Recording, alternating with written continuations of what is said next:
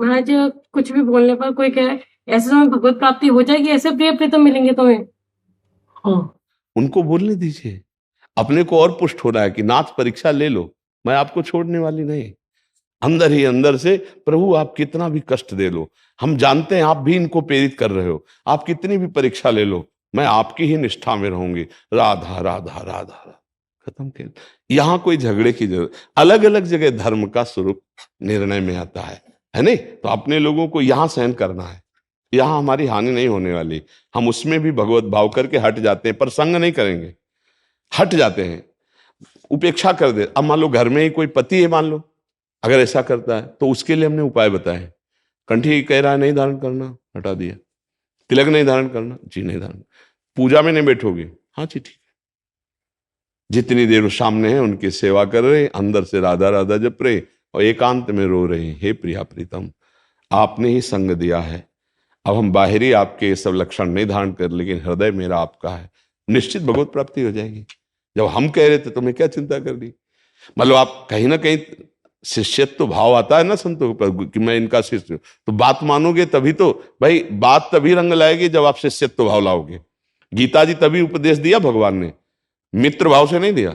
जब नीचे उतर कर साष्टांग दंडवत हुए बोले शिष्यस्तेहम साधिमाम त्वम प्रपन्नम, मैं आपकी शरण में हूं, आपका शिष्य हूं, तब गीता उपदेश हुई।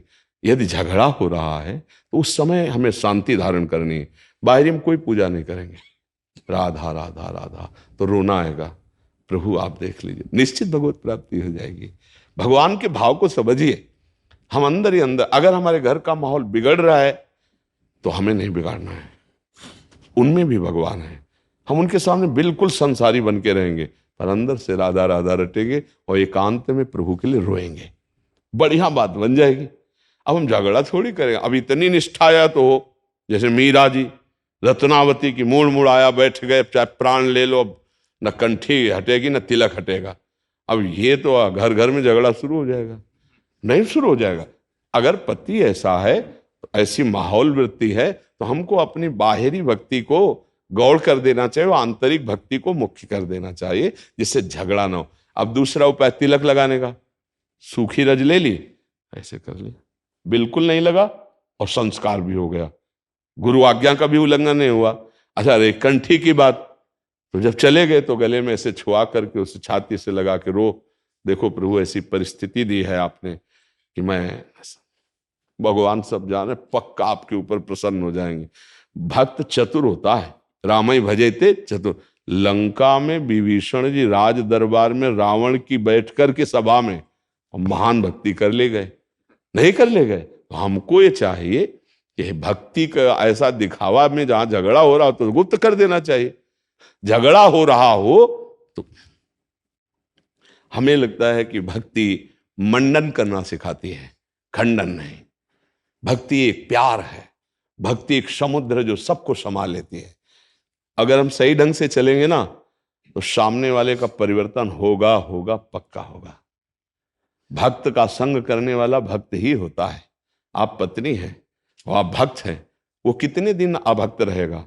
आपके संसर्ग से उसका परिवर्तन। कितने ऐसे अभक्तों के चरित्र आए हैं जो पत्नी के संसर्ग से पत्नी से ज्यादा भगवान के भक्त बन गए। ऐसे कितने उदाहरण आए। एक अंगद जी नाम के महापुरुष हुए हैं, बहुत बड़े भक्त हुए हैं। उनका भतीजा राजा था, उनको बिल्कुल किसी साधु महात्मा भक्ति भगवान कोई मतलब नहीं, 100 का 100%। अब उनका जब ब्याह हुआ तो उनकी पत्नी बहुत ही सुशील और गुरु किए हुए और रात दिन भजन में लगने वाली। देखो भाग्य की बात देखो। जब उस घर में आई तो कहीं ठाकुर सेवा नहीं, कहीं कोई भगवान नाम नहीं, कोई बिल्कुल विलासितापूर्ण जैसे राजाओं के होते हैं। बहुत प्रवीण थी, उन्होंने बाहरी कुछ भी भक्ति का वहां कुछ नहीं किया, अंदर ही अंदर भगवान का चिंतन करते ही। अब रोज संतों की सेवा उनके घर में होती थी, राजकुमारी थी, और उनके गुरुजी कभी कभी मिलने आया करते थे कृपा करके।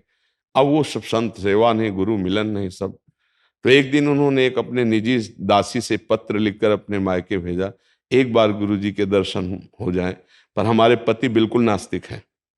बहुत संभाल करके दासी से कहा जब वो ना हो तब उनको लाना। तो राज दरबार चले गए थे, गुरुजी आए तो चरणों में अभिषेक करके भगवान की तरह पूजा करके उनको आसन पे बैठाल के आप चरणों में बैठी थी और उपदेश वो दे ही रहे थे, इतने में वो आ गए और वो बिल्कुल अश्रद्धालु थे।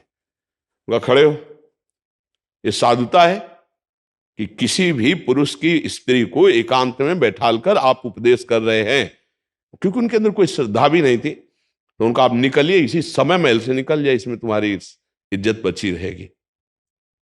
तो उनको पहले बता दिया था, इसलिए वो मुस्कुराए और कहा बेटी धैर्य पूर्वक रहना, ये तुम्हारे धर्म की परीक्षा है, और उठे और चल दिए। ये बर्दाश्त नहीं हुआ उनकी पत्नी को।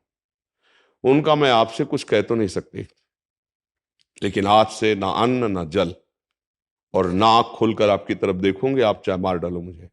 आपने मेरे गुरु का मेरे सामने अपमान किया, अब मैं जीऊंगी नहीं। अब ऐसे भूखे प्यासे रहकर अपने प्राण त्याग दूंगा। वो लेट गए आसन में, और वो इतनी सुंदर सुशील स्वभाव की थी कि उनका चित्त आसक्त हो चुका था। 2-4 दिन हो गए तब वो व्याकुल हो गए, पैरों के पास बैठ गए और उन्होंने कहा मैं क्षमा चाहता हूं आपसे, मुझे इतना पता नहीं था कि आपका इतना हृदय साधु संग में रंगा हुआ है। कैसे आप प्रसन्न होंगे, कैसे आप जल और भोजन ग्रहण करेंगी? मैं कभी आपके विपरीत नहीं चलूं। तो उनका आपको एक काम करना होगा, हमारे गुरु जी के आश्रम जाओ, उनको बुला के लाओ, चरण पखारो और वो प्रसाद पाए, तब हम चरणामृत पी के प्रसाद पाएंगे, अन्नदान। चले गए हो। पत्नी में अत्यंत आसक्ति होने के कारण कि ये राजी हो जाए, ये बच जाए, गए। जे ही प्रसाद पवाया और उन्होंने स्वयं पाया, उनको रोना आ गया। मैं इतना नीच हूं कि ऐसे संत के प्रति ऐसी भावना, ऐसी पत्नी के प्रति ऐसी भावना, धिक्कार है हमारे जीवन को। बड़ी ग्लानि हुई। पत्नी से कहा घर में ठाकुर विराजमान करो, हम दोनों मिलकर सेवा किया करेंगे, और अतरे दिन संत सेवा करवाएंगे। खोज करवाते गए हुए संतों को बुलाए। अरे इतने महाभागवत हो गए वो कि बिना भोग लगाए ठाकुर जी का कुछ पाते नहीं थे। बड़ा चरित्र है। राजा ने एक षड्यंत्र रचा उनको मारने के लिए। तो जो उनकी रसोई में भोजन बनाते उससे कहा जहर मिला दीजिए, जहर मिला दिया गया। राज परिवारों में ऐसा होता है। उनके सामने थाली गई, तो जो रसोई बनाने वाली थी वो निजी जन रखे जाते थे, तो वो उनकी बहन थी जो वैधव्य को प्राप्त हो गई थी। जब पाने को बैठे तो उन्होंने कहा, उनकी बिटिया थी जो रसोई बनाने वाली थी, कहा हम रोज उसको अपने संग पवाते हैं, आज दिखाई नहीं दे। बोले नहीं आप पा लीजिए। बोले नहीं उसको। तो उसको लगा कि जब मेरी बेटी से इतना प्यार हो, मैं छल करके राज आज्ञा से जहर मिला रहे। तो उनका भैया पाना मत, इसमें जहर मिलाया है। उनका क्यों? बोले राज आज्ञा है, अगर मैं जहर नहीं मिलाती तो मेरी गर्दन उतार दी जाती। तो उनका ठाकुर जी को भोग लग गया है?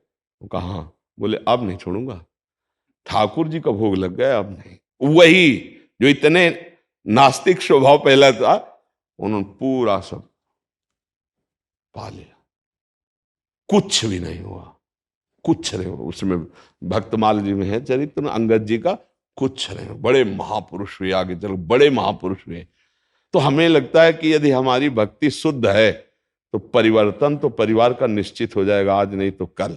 हमको द्रोह नहीं पैदा करना चाहिए, हमें अपनी भक्ति अंदर से बढ़ानी चाहिए, भगवान से प्रार्थना करनी चाहिए, तभी मंगल होगा। जी।